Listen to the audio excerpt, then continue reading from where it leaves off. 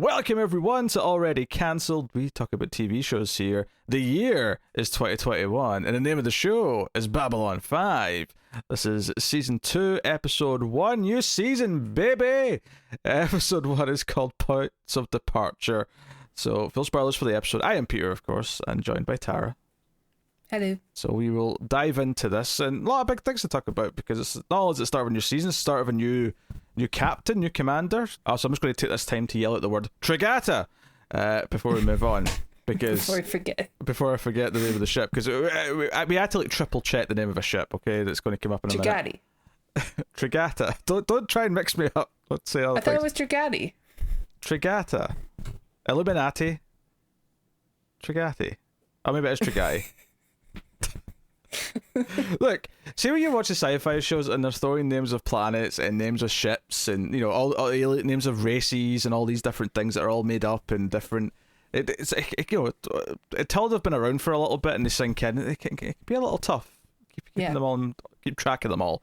But yeah, so obviously yes, the big topic of the episode is the Sheridan, the new leader of the show, who does get to do the intro speech at the start of the titles. We have a slightly different version of the main theme playing over the titles as well, so everything feels a bit jazzed up, a little bit different. There's a new guy in the opening titles because they all have faces now as well, because it's not just the names anymore. The faces pop up and the 5 sort of flies through them. Yeah, I was like, oh, who's this guy? It was funny because he shows up like quite late in the episode in like a really small scene. I mean, and he's like Franklin and Ivanova's, third friend. Like, they obviously have been friends this whole time. Yeah, and he's a fighter pilot, which honestly, I mean, I don't think it's a bad idea to have a main character who's one of the fighter pilots. Given that I don't think it's a bad idea to introduce new characters in a new season. Oh, not at all. But that's kind of like the only time we've had people in the fighter ships that we know and care about is when like Sinclair or Ivanova decide, I'm going to go out in one of the ships today. So maybe it's a good idea to have like a regular pilot who goes out on them so they can care about someone. That's like a good idea. So now no one has to question, why is Sheridan flying a fighter into this really dangerous zone? Hey, the one dangerous situation he gets into this episode, he comes with like 4 security team who all stand in front of him. He's not like Sinclair. He does not go in guns blazing first. I know. So he's doing a good job in that sense. But yeah, so it's been 8 days since the season 1 finale, which is weird because we get like a little section at the start where let's just call it what it is. It's just the First Lieutenant's log. It's just the Star Trek opening. But Ivanova essentially gives like a recap of all the cliffhangers from the season 1 finale and says, okay, here's where everything is in the station. Sinclair was called back to Earth 5 days ago. They've had no commander for 5 days, so she's been kind of pulling like double, triple duty, doing all of those like responsibilities as well. And she's overwhelmed. Yeah, she's yelling at people in elevators because they're coming to her with petty squabbles. But she explains to us that Delen's still in her cocoon, and as for the episode, I mean, we see it start to kind of hatch at the end. We see some goo. Yeah. But she has, Garibaldi's still in the med, he's in a coma, and he's still in a coma at the end of the episode, which I actually kind of respect that it's okay, the focus of the episode is the new guy, we're going to focus on that, build it up who he is, give him a proper introduction.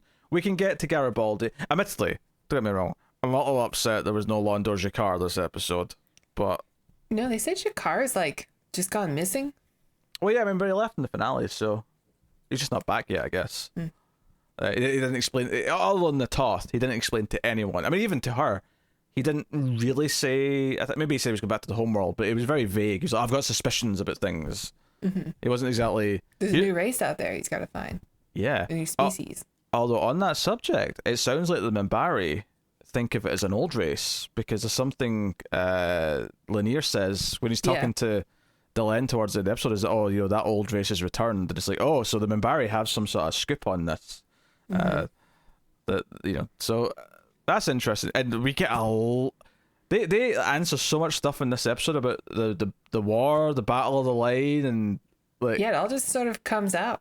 And I have to assume that the reason why this is all kind of dumped here is because a lot of this was going to be tied to Sinclair's plot, and because Sinclair's off the show, it kind of became this. Okay, we have to just kind of get this out there a bit quicker, and so I do like what they revealed though. I thought this was kind of interesting, and I like how it ties back into the second episode of the show, Soul Hunter. If you want to. Soul Hunter. I knew you were going to do that. But so yeah, we find out that they were about to win the war. In fact, even how the war started was clarified here, actually. How an Earth researcher exploration accidentally ended up killing Dukat, their leader, which is what started the war. But they're about to win, and we see scenes of the Grey Council right before, and it's like, well, we should abduct one of the humans and scan them and interrogate them and see what their defenses are like. And what they discover, and the reason why they called off the war, the reason why they just surrendered right there and then, is that. So we learn back in Soul Hunter that the Minbari believe that all of their souls are part of a collective whole, and if the soul, doesn't return to the pack of souls, if you will, then it won't reincarnate into the next generation. And basically, some of their souls are just going missing. It's not that the Soul Hunters are necessarily getting all the ones that are going away. It's that mysteriously some of them are just not returning. And what they discovered when they scanned Sinclair is that they're going to humans. The human beings are somehow taking some of them, not intentionally. Obviously, we don't know anything about it. No one's making a choice here.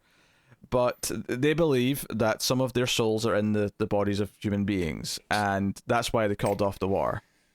Do you think it's like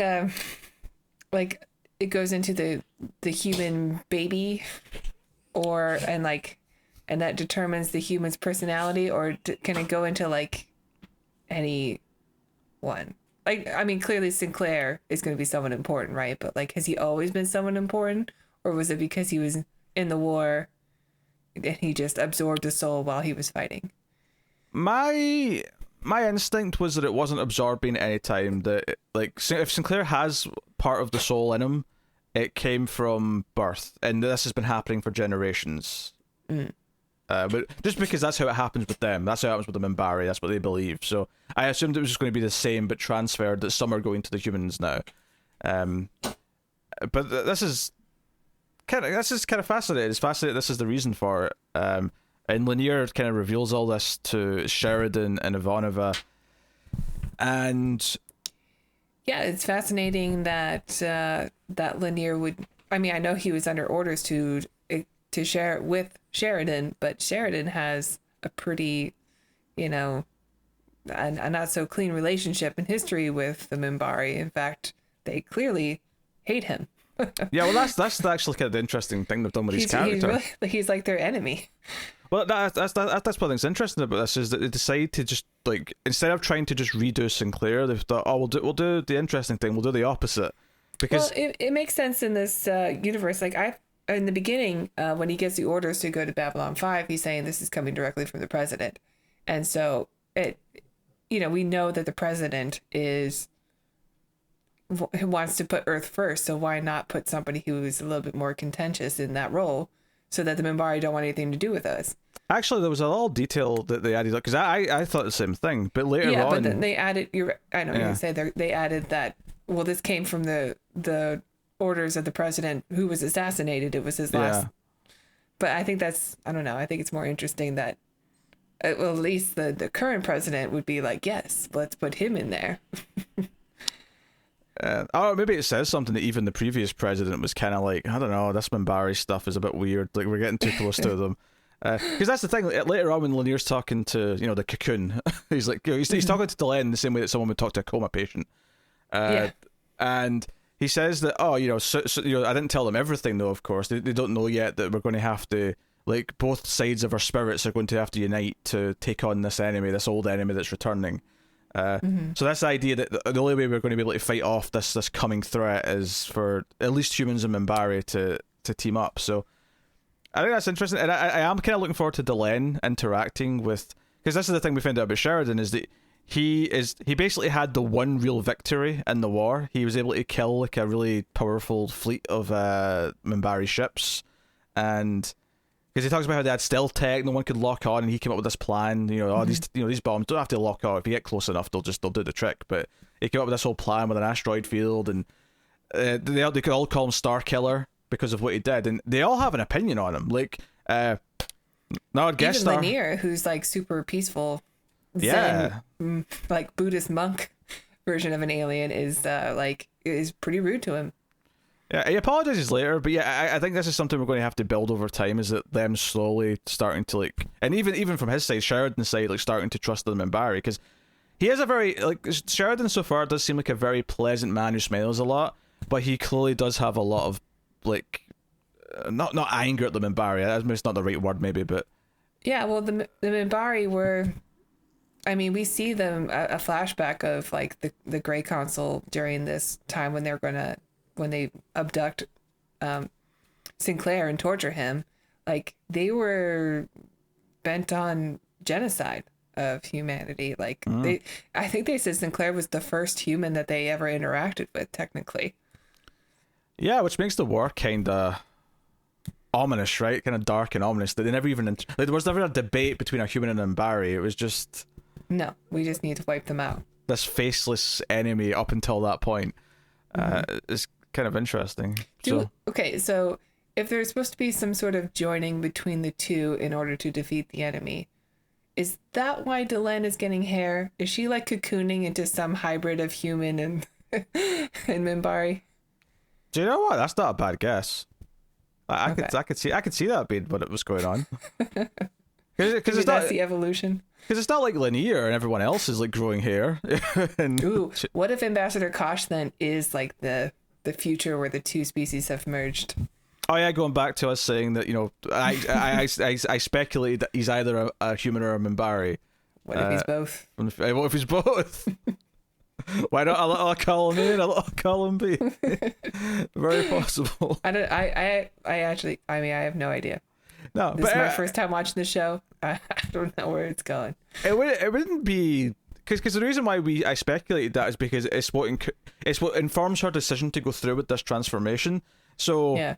What you're saying would line up with that if that's what she sees. If she sees what could she become in this suit, that'll be like, oh, cool, this is the future. I'll go do it. Maybe it was even herself. Maybe Kosh is Delenn. I don't know. Hashtag Kosh is Delenn. Interesting. Also, I mean, that Sinclair. I know we're kind of all over the place, but I mean, this episode is just revealing a lot of things. Yeah. Sinclair is now on the Minbari homeworld as an ambassador there, so they still have he's still important enough to the Minbari that they want to keep a close eye on him. I think this is a neat way of making it feel like he's still an important character and he's still tied to the Minbari, but obviously we're, other than 1 or 2 episodes coming up this season when they finish off his story, we're not going to see him again. And he's definitely maybe he's Dukat. I don't know. Maybe his what? Dukat's too late. I don't know. You think Sinclair's Dukat? Where would you get? Whoa! What sort of timey-wimey stuff we get into now? Because Dukat is dead. So maybe he's got Dukat soul. I don't know how the soul transference works. Okay. Oh, you think? Oh, okay. You think Dukat's soul is a part of Sinclair? That's what you're saying. Yeah, because Dukat's the most important Minbari, I think, that at least we've heard of so far. I think you had to specify that because we have been talking about characters going back in time and stuff. So that's where my mind was going when you said that. I'm like, wait, you think Sinclair went back in time and was Dukat? I mean, there is time travel. We saw it not that many episodes ago. Yeah, no. It was a very good episode, in fact. Yeah, I think going back to Sheridan, I think him being the complete opposite in terms of his relationship with the Minbari and his attitude, although he clearly still tries, when the cavalry ship shows up towards the end, because obviously there's a whole thing with the Trigati. Yeah. So that whole crisis goes down, this other Minbari ship shows up to deal with it, and afterwards he tries to talk to them on the comms and says, hey, thanks for the assist, and the Minbari's very cold and even ends with, it will remember who you are. Like his reputation is not going away. They know who he is and they don't like him. Right. In fact, I was going to get to this a couple of minutes ago, but the important guest star for the books this episode Not the warrior Minbari, who's like the the suicide. Well, it is The suicidal. one with but, the facial hair. Where'd Yeah, that come from? Oh yeah, he's got facial hair. Yeah, but the other one, the one who actually goes to Sheridan and Yeah. and gives orders to Linear. That is Ethan from the hit television show Buffy the Vampire Slayer. I didn't recognize him, but he seemed like he was good. Yeah, Like, no, he had a good presence. I don't recognize him though. I mean, it was the voice. It was as soon as he started speaking, I'm like, oh, that's Ethan. That's Ethan Rain. I recognize that voice. I mean, obviously, I wouldn't know that, but like, Yeah.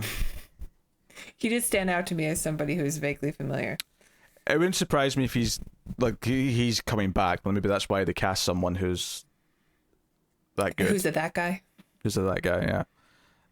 We got other he's ones coming good. up. I like Was him. it one of the thumbnails for the next few episodes? Just because it was, on the Amazon page, I noticed Adrian Barbeau, I think, in one of the Oh, thumbnails. right. So we're getting some 80s royalty Nice. soon. And I'm You sure know we're the getting. nerds in this show are such a fan. Like, let's bring Barbeau on. Oh yeah, totally. Is she Minbari? I don't think so. She had a full head of hair, so I think she. I don't know if I'd have recognized her if they'd made her bald with the shell. I think we have two reasons we could recognize her by. It was a close up, okay? It's Adrian Barbeau we're talking about. They were out of frame. Stop trying to make this smutty, all right?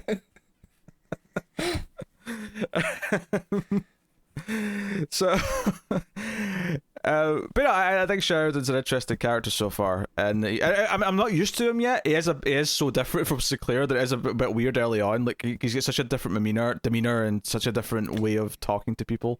Yeah, I mean, he's got like charisma right away. I don't think he has like the best rapport with like Ivanova or with the actress yet. I'm sure that will happen over time. Mm-hmm. Like they clearly know each other, but they don't have as much chemistry, I think, as Sinclair. But like right away, he's like, I don't know, he's got a lot more spunk. Not that I didn't like Sinclair. Sinclair really grew on me. I am, sad that we're not going to have that resolution, at least right now, with him and Delenn. Like Delenn's like, make sure you see me before I go into my next phase of whatever this is, and he misses it. So like that's kind of sad that they don't have that.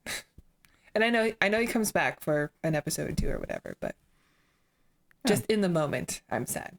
No, I mean it is sad. There's nothing about it that's not sad, especially in the context we have now of why he had to leave the show.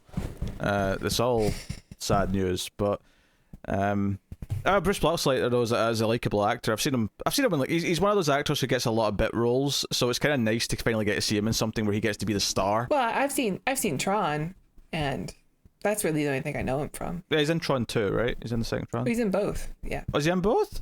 I didn't know he was in the first one. I've seen the first one. I mean, obviously he was much younger than that. I just didn't recognize him. He's like the second lead, Oh, there you go. other than Bridges. Well, of course, Jeff Bridges is the lead. He's the lead. Yeah. But yeah, I did like how he's got this speech that he wants to give, this lucky speech that he always gives when he gets a new command or a new post, and he gets interrupted, and I thought, oh, that's a bad omen. His speech got interrupted. This is the speech he's talking about how he met some, who was it he met? I can't remember the actual title of the person he met, but about how he doesn't understand anything yet, and that's a good start. But you'll be much better off when you understand how much you don't understand. But he gets cut off before the Lincoln part of his speech. But he does Old give Earth president. He does give it at the end. Yeah, that's interesting. Old Earth president, which I think, but still makes sense in context. He was a president on Earth. I mean, he wasn't the president of Earth, which seems to be what the current position is. But I like the idea that Futurama does this really well. That it's only been 1,000 years of time, but in the year 3000, their version of the 20th or 21st century is just so wrong. Just little details that they get wrong, like the Atomo car. Yeah, that's pretty fun. I mean, obviously, we have to approximate so many things from 1,000 years ago. There's so many tricks that historians and archaeologists and whatnot have to do. The advantage that people in 1,000 years have for us, assuming that something doesn't wipe out all the much data. has been recorded. Yeah, there's so much video and audio data of everything that they'll do all right. Yeah. Although I do wonder what fake like TV tropes are taken as fact in the future because they weren't around Again, to know. Futurama's great for that. Yeah. But hey, so no, he's also delighted about his orange, which is why Tara's got an orange as part of her Babylon you 5 weren't supposed to set. say anything. I will say that he and I share a lot of the same views about fruit. That's right. I also fruit. think that Yeah. black plums are superior to red plums, and Oh. nothing beats a good orange when oranges are in season, which they are right now, and that's why, coincidentally, I happen to have one on my desk. But I moved it for this. Yes. I like how this Babylon 5 like set behind you is starting to get more elaborate. Well, that orange is gonna get eaten once we're done. That's fine. Maybe next week will be another item you can just like pick up and put in the background that'll be relevant to the episode. I don't have any laser weapons. Maybe I can argue something else. Yeah, so we haven't even really talked about the warrior Minbari who comes, and it looks like he's going to try to assassinate Delenn. And there's a lot of talk in this episode about how Minbari don't kill Minbari, which was giving me a lot of ape don't kill ape vibes. That's ape law. Yeah. And he threatens Ethan from Buffy. He goes to Lanier, but I was almost Sinclair there. Sheridan is smart enough to kind of realize that it's like, nah, he had time to kill him if he really wanted to. There's something fishy about all this. Essentially, all this is trying to do is provoke Babylon 5 into attacking and making it look like they killed this guy, because this guy commits suicide. He has like a suicide pill in his mouth. And yeah, which he said his commanding officer did also after the war was over. Yeah, they didn't want to accept because they weren't told the reason for the war being called off. Yeah, and they were a renegade ship. Like after the war, the ship has just been gone for a while, for like 12 years or something. Yeah, because that's actually because Sheridan to start gets this job. He's tasked with, hey, this ship's been seen in this sector. It's a couple of jumps from Babylon 5. And then he kind of just hints at the end, like, oh, but that's not kind of the real reason why I'm calling you. You're actually taking command of Babylon 5. We don't actually get to hear that part. It kind of cuts away before then, and then we find out after that that's where he's heading. But Ivanova's going to see Garibaldi every day. That's established. And we also, like we said, get this new character whose name I didn't even catch, to be honest. Let me look down to Kefir. What? Warren Kefir. Kefir, yes. Okay. Takes some getting used to. The pilot who's got a hologram mail from his girlfriend. It looks like. On the station. Way to go. She's a keeper. Put a ring on it. It's a hologram mail. She talks sexy even in her mail.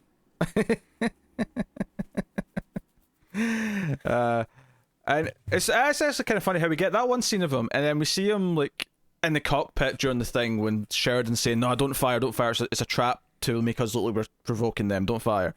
And then he's just with. They've got actually that's the thing when he's with Franklin and Ivanov at the end. That's a new set. It's a new like restaurant / bar set they've got. It's like it's almost like the Space Needle, but in the middle of the station. Yeah. There was a new song too that was like, I don't know, kind of jarring. I wasn't expecting like a 90s Seinfeld-esque punks. I don't know what it is. It's a lot of heavy bass. Seinfeld-esque punk? I meant to say funk. Oh, yeah. fuck. I didn't notice. I didn't associate Seinfeld with punk. Did I miss an episode? I tried to mix pop and funk. Actually, there's I'd have to go back and look at it, but there's actually early on in the episode, we actually get a clear look at the map of Babylon 5, and the color sections are color coded. Yeah. I thought that was neat. Yeah. I got to see where the brown zone is. Yeah. Why did you laugh at that? Because it's obviously the butthole of the station. It's where the riffraff goes. I think they said purple was where all the delegates are all. That's all their quarters and area. Green zone. Was that a green zone? Sorry. Green zone, yeah, it was delegates only. Okay. That's good to know. Good to know. We're learning things. We're learning all these little details about the ship. But yeah, there's a lot of cast who are not in this first, and this is kind of normal for Babylon 5 at this point. We kind of expect to only have the cast are in any given episode. That's kind of become a thing to expect on this show. So we don't get to see Talia, although she easily has the Big least surprise. amount of episodes of anyone. Actually, that might not be true. She probably has more than Natoth, but only just. Yeah, maybe. Even Lanier was like in 3 episodes last season. Yeah. I do like Lanier though. I like that he almost, when the warrior Minbari showed up, he almost went into his not like kung fu, but his martial arts. He's like, Yeah. He's like, yes. He pulled out the Mantis move. Speaking of, we haven't seen Mantis in a while. Oh no, we haven't. Maybe we'll get back He's probably into in the brown zone.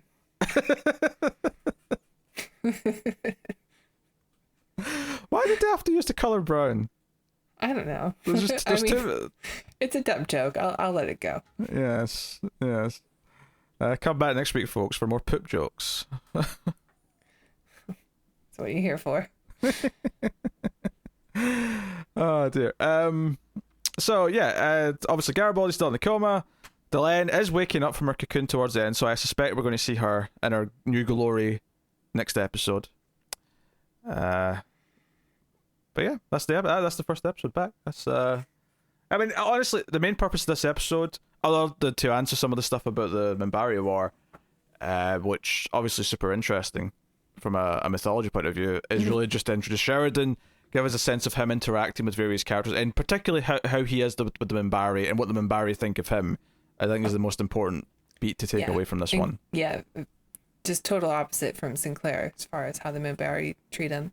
What do you think of the intro? His voiceover? Yeah. It's very different. It feels like he's a bit more relaxed as he's doing it. It feels like he doesn't know what he's saying.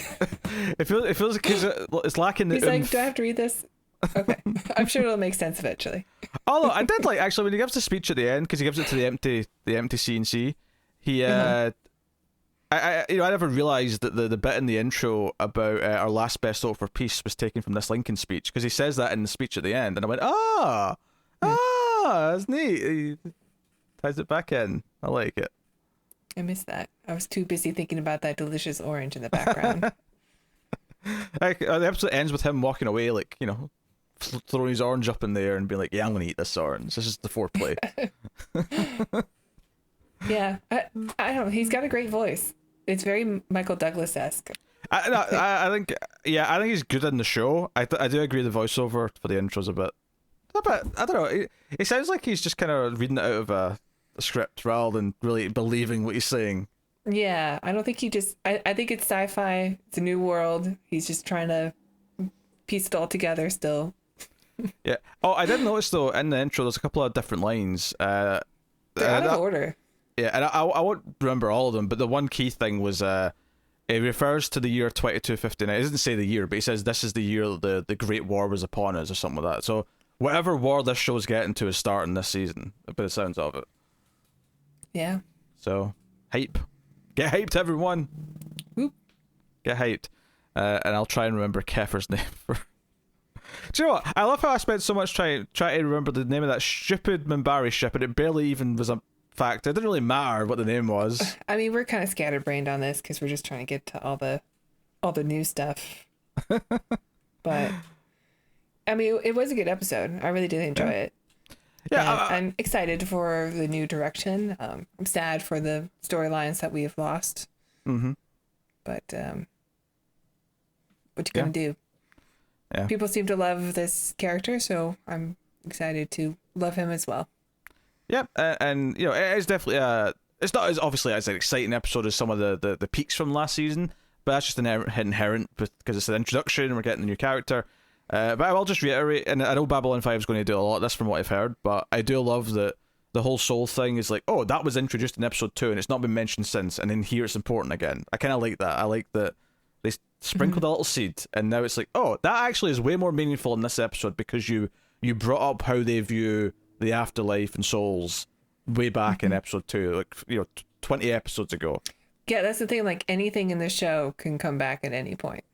Yeah, so including Stroke Off, as we learned recently. Yes. I do think the new character is oddly like introduced in this episode, just because he's sort of shoehorned in, like we're supposed to have. He's supposed to always have been there. It seems. I mean, unless he and Franklin Ivanova in the last week have become great friends.